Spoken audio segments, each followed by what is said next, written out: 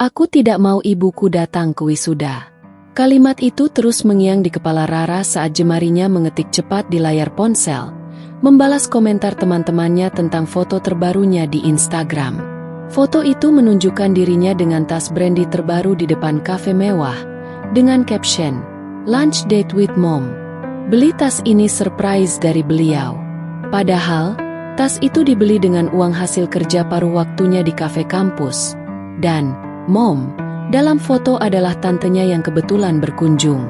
Matahari sore menyinari gedung Fakultas Hukum ketika Rara berjalan keluar bersama Gina, sahabatnya. "By the way, emang ibumu nginep di mana pas wisuda nanti?" "Di Hotel Grand Palace kan acara makan malamnya?" tanya Gina sambil menyesap kopi kemasannya. Rara menggigit bibir. "Iya, dia udah booking suite room.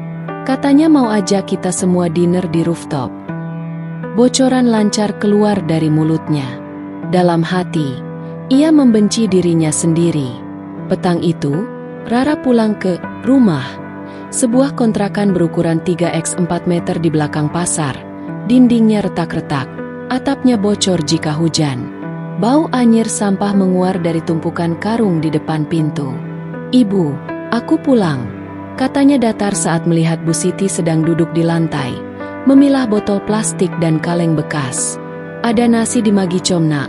Ibu baru pulang tadi siang. Dapat banyak dari sampah hotel itu loh." "Jangan ceritakan itu." Rara memotong kasar. "Aku malu, Bu. Umurku sudah 22 tahun tapi ibu masih jadi pemulung." Bu Siti terdiam. Tangannya yang penuh luka sayatan kecil menggenggam erat sebuah kaleng. "Tapi dengan ini ibu bisa bayar SPPMU bulan lalu. Aku lebih baik utang ke koperasi daripada lihat ibu begini." Rara menjatuhkan tasnya. "Dan ingat, jangan pernah datang ke wisuda. Aku bilang ke teman-teman ibu adalah pengusaha properti." Saat membersihkan tumpukan koran bekas untuk dibuang, Rara tidak sengaja melihat secarik foto lama terselip di antara lembaran-lembaran itu. Foto itu menunjukkan seorang wanita muda berdiri di depan mobil mewah hitam, tersenyum bahagia dengan seorang pria berkacamata. "Itu, ibu." Tapi sebelum ia bisa memeriksa lebih detail, Bu Siti menyambar foto itu. "Jangan lihat itu." "Ibu, siapa itu? Kenapa ibu punya foto?" "Tidak penting." Bu Siti menyembunyikan foto di balik baju usangnya. Matanya merah. "Yang penting ibu bisa membiayaimu lulus. Itu saja." Malam itu, saat Rara keluar untuk beli makanan, ia melihat seorang pria bertato naga di lengan berdiri di ujung gang, menatap tajam ke arah kontrakan mereka. Pria itu mengangkat ponsel, seolah memotret sesuatu. Sesaat sebelum Rara menghampiri, pria itu menghilang di kegelapan. Kembali di kamarnya, Rara membuka laci kecil tempat Bu Siti biasa menyimpan uang. Di balik tumpukan receh, ia menemukan sebuah kunci mobil mewah dengan logo Mercedes-Benz. "Ibu, siapa sebenarnya kau?" "Warisan itu hakmu, Bu. Tapi selama kau tutupi, kau tetap budak sampah." Suara kasar itu membangunkan Rara pukul 3 pagi. Dari balik jendela kamarnya yang pecah, ia melihat sosok pria bertato naga, sama seperti yang ia lihat sebelumnya, berdiri terlalu dekat dengan Bu Siti di halaman sempit depan rumah. Rara mengintip dengan napas tertahan. Pria itu melemparkan setumpuk dokumen ke tanah. Surat-surat tanah di Jalan Sudirman, deposito di Bank DKI, semua atas nama almarhum. "Pak Hendra, kau pikir bisa sembunyi selamanya?" Bu Siti membungkuk memungut dokumen itu. Wajahnya tenang tapi tangan gemetar. "Joko, aku bukan lagi istri dia. Aku cuma mau Rara tidak terlibat." "Pak Hendra? Almarhum? Istri?" Rara menahan napas. "Ayahku, bukan penjahat seperti yang ibu ceritakan?" Pagi harinya, saat Bu Siti pergi ke bank, katanya, untuk urus sampah, Rara menyusup ke bawah tempat tidur ibunya, satu-satunya area yang belum ia obrak-abrik. Di balik papan kayu reot, ia menemukan buku nikah atas nama Siti Rahayu dan Hendra Wijaya, tahun 1998. Clipping koran tentang kecelakaan mobil di Tol Cipularang yang menewaskan seorang pengusaha tekstil. Surat wasiat dengan stempel notaris. Seluruh aset dialihkan ke Siti Rahayu dan anak kandungnya, Clara Wijaya. Clara? Siapa itu? Jantung Rara berdegup kencang. Aku kan Rara Siti Rahayu. Saat Bu Siti pulang, Rara menghadang dengan dokumen-dokumen itu. Ibu bohong. Ayah bukan pemabuk yang meninggal di selokan. Dia, pengusaha terkaya di Bandung. Bu Siti menyelesaikan kalimat itu dengan suara parau. Dan kau adalah Clara Wijaya. Kita sembunyi karena ada orang yang mau membunuhmu untuk warisan itu. Ternyata, satu nama, Rara, dibuat Bu Siti setelah mereka pindah ke Jakarta 15 tahun lalu. 2, kecelakaan ayahnya bukan kecelakaan. Mobilnya sengaja ditabrak atas perintah adik ayahnya sendiri, Paman Agus. 3, mobil mewah hitam di foto adalah Mercedes S-Class pemberian terakhir ayahnya sebelum meninggal. Tapi kenapa ibu jadi pemulung? Kita kan punya uang. Rara berteriak. Bu Siti mengeluarkan kunci mobil dari saku. Karena uang itu baru bisa diakses setelah kau wisuda, lewat perjanjian di surat wasiat. Selama ini, ibu hanya bisa bertahan. Malam itu, saat mereka hendak tidur, batu besar menghancurkan jendela depan. Terlilit kertas. Clara Wijaya, keluarkan uang ayahmu atau kau akan menyusulnya. Rara yang panik melihat Bu Siti justru tersenyum getir sambil menggenggam kunci mobil. Sudah 15 tahun, akhirnya mereka menemukan kita juga. Nyalakan mesinnya. Nak, jangan lihat belakang. Lengan Bu Siti mencengkram erat lengan Rara saat Mercedes hitam itu meluncur keluar dari gudang tersembunyi di balik pasar loak. Tempat mobil itu disembunyikan selama 15 tahun. Bau bensin dan debu memenuhi kabin, tapi mesin V8-nya masih menderu seperti baru. Pukul 2.15 AM, lampu dashboard menyala-nyala saat Rara menekan pedal gas dalam-dalam. Di spion, 3 mobil gelap tanpa plat nomor mengejar mereka dari belakang. Belok kiri sekarang, teriak Bu Siti tiba-tiba. Rara membanting setir. Mercedes itu nyaris tergelincir saat masuk ke jalan tikus yang gelap. Sebuah rute yang hanya diketahui sopir lama. Bagaimana ibu tahu? Jalannya sama seperti malam ayahmu dibunuh, bisik Bu Siti sambil merogoh glove kompartemen. Tangan keriputnya mengeluarkan pistol tua. Di sebuah gudang ikan terbengkalai, mereka berhenti sejenak. Bu Siti akhirnya buka suara. Mobil ini adalah saksi bisu kematian ayah Rara. Ia sengaja diselamatkan oleh Joko, sopir setia, karena rekaman dashcamnya memuat percakapan Paman Agus dengan pembunuh bayaran.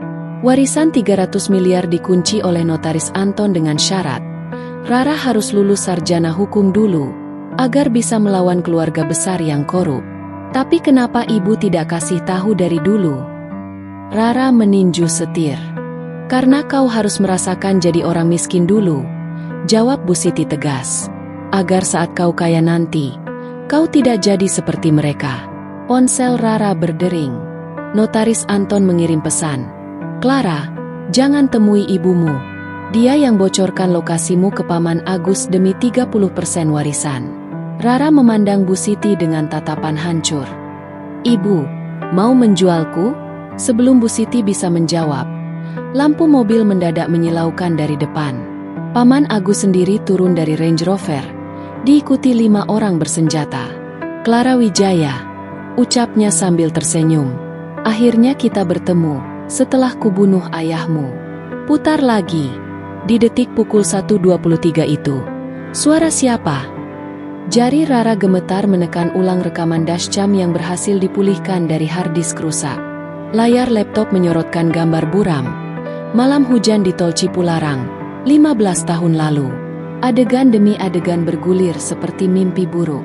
Rekaman menunjukkan, ayah Rara, Pak Hendra, sedang menelepon seseorang dengan suara panik. Anton, jangan lakukan ini. Aku saudaramu. Suara notaris Anton dari speaker mobil. Maaf, Hendra. Tapi harga 50 miliar lebih berharga daripada darah kita. Sebelum tabrakan, kamera menangkap sosok Bu Siti berusaha merebut kemudi dari kursi penumpang berusaha menyelamatkan suaminya.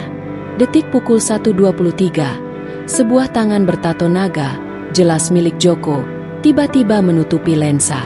Suara terakhir yang terekam adalah jeritan Bu Siti. "Clara, tutup mata." Rara memicingkan mata. Notaris Anton ternyata saudara ayah, dan Joko bekerja untuknya. Bu Siti mengeluarkan foto lama dari dompetnya yang compang-camping. Foto 3 pria berdiri di depan pabrik tekstil. Pak Hendra, Notaris Anton, dan Paman Agus. Mereka bersaudara. Nak, tapi Anton dan Agus iri karena ayahmu mewarisi semuanya sebagai anak sulung. Saat Rara memeriksa frame terakhir rekaman, ia melihat sesuatu di telinga Notaris Anton. Tato kecil berbentuk ular melingkar. Persis seperti yang kulihat di surat wasiat palsu kemarin. Mereka buru-buru pindah ke gudang tekstil tua milik ayahnya di kawasan Bandung Selatan, tempat Bu Siti menyimpan dokumen asli warisan. Di antara tumpukan kain, Rara menemukan surat wasiat resmi dengan cap pengadilan, menyebutkan warisan hanya boleh diakses setelah ia lulus dan bisa membuktikan pembunuhan ayahnya. Surat cinta dari ayahnya. Untuk Clara, jika suatu hari kau temukan kebenaran, jangan balas dendam. Hiduplah damai. Tiba-tiba, lampu gudang padam. Suara derap kaki puluhan orang mendekat. Senter-senter besar menyorot dari jendela. Notaris Anton berteriak dari luar. "Serahkan harddisk itu, atau kalian akan seperti Hendra, mati tergencet besi." "Clara, ingat, hanya ada satu peluru di sini." Tembak tepat di kepala ularnya. Bu Siti menjatuhkan pistol Colt tua ke tangan Rara, tepat saat pintu gudang mulai pecah dihajar dari luar. Bau mesiu dan debu tekstil memenuhi udara. Pukul 3.17 AM, Rara bersembunyi di balik mesin jahit tua. Jantung berdegup kencang. Dari celah kayu, ia melihat Notaris Anton masuk dengan senapan laras panjang, diikuti 4 preman. "Aku tahu kau ada di sini, Clara. Ayahmu dulu juga sembunyi di tempat ini sebelumnya." Dor! Suara tembakan menggema. Rara tidak sadar telah menarik pelatuk, dan peluru itu melesat tepat mengenai tato ular di belakang telinga Anton. "Tidak mungkin kau bisa tahu." Anton terjatuh sambil memegang luka yang mengucur darah. Bu Siti menarik Rara. "Lari ke ruang boiler." Di balik tungku boiler berdebu, terdapat pintu besi tersembunyi. Dengan kunci liontin yang selalu dipakai Bu Siti, mereka masuk ke lorong bawah tanah.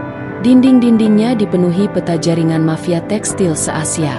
Meja kerja ayah Rara masih utuh, dengan berkas label proyek ular putih, dokumen penggelapan pajak senilai 2 triliun oleh Anton dan Agus. Sebuah kaset VHS tergeletak di atas meja, bertuliskan untuk Clara, "Jika aku tiada." Di layar TV tabung kuno, ayah Rara muncul dengan wajah pucat. "Clara, jika kau melihat ini, berarti Anton dan Agus telah membunuhku. Tapi jangan serahkan dokumen di ruangan ini ke polisi. Bawa ke Pak Joko. Dia satu-satunya yang bisa memakai ini untuk..." Rekaman terputus tiba-tiba. Tiba-tiba, lampu lorong menyala. Joko berdiri di pintu dengan pistol terhunus, tapi wajahnya basah oleh air mata. "Maaf, Bu Siti, aku terpaksa memberitahu mereka lokasi ini, karena mereka menyandera anakku." Dari belakangnya, Paman Agus muncul sambil mendorong seorang gadis kecil, putri Joko yang berusia 8 tahun. "Pilih, Clara, serahkan dokumennya, atau lihat anak ini mati seperti ayahmu." Bu Siti tiba-tiba tersenyum sinis, ekspresi yang tak pernah Rara lihat sebelumnya. "Kau kira kami tidak siap untuk ini, Agus?" Dengan gerakan cepat, ia menekan tombol di bawah meja. Seluruh lorong bergemuruh. Lantai di bawah kaki Agus dan kawanan terbuka, menjebak mereka ke dalam lubang berisi ular-ular kobra. "Jangan buka liontin itu sebelum waktunya." "Nak," petuah Bu Siti itu terus terngiang di telinga Rara saat ia memegang erat liontin berbentuk hati yang selalu dikenakan ibunya. Di tengah kekacauan setelah insiden lubang ular, mereka berhasil melarikan diri ke pemakaman keluarga di pinggir Bandung, tempat ayahnya seharusnya dimakamkan. Pukul 5.30 AM, kabut pagi menyelimuti nisan-nisan kuno. Rara dan Bu Siti berdiri di depan makam yang bertuliskan Hendra Wijaya, 1970 hingga 2008. Tapi sesuatu tidak beres.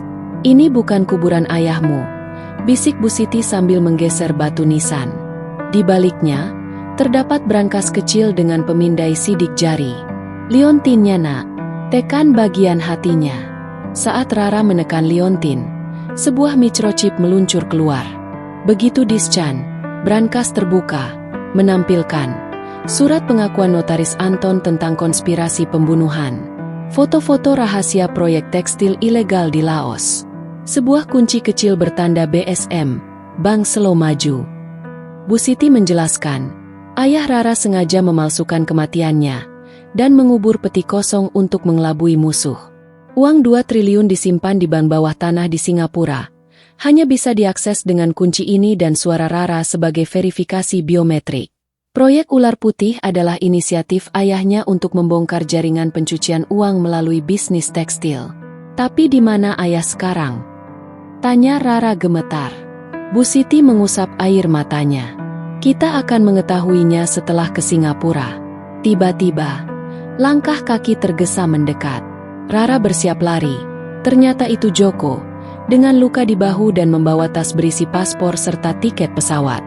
Aku berhutang nyawa pada almarhum Pak Hendra, katanya sambil menyerahkan tas. Ini untuk kalian. Anton sudah ditangkap Interpol tadi malam. Saat hendak check-in di bandara, petugas imigrasi menyipitkan mata melihat paspor Rara. Clara Wijaya, ada pesan untuk Anda. Sebuah amplop coklat diberikan padanya. Di dalamnya hanya ada tiket kapal pesiar dan tulisan tangan. Selamat datang di permainan terakhir, putriku. Rara menatap Bu Siti dengan mata berbinar. Ayah masih hidup? Bu Siti hanya tersenyum misterius sambil melipat tiket itu.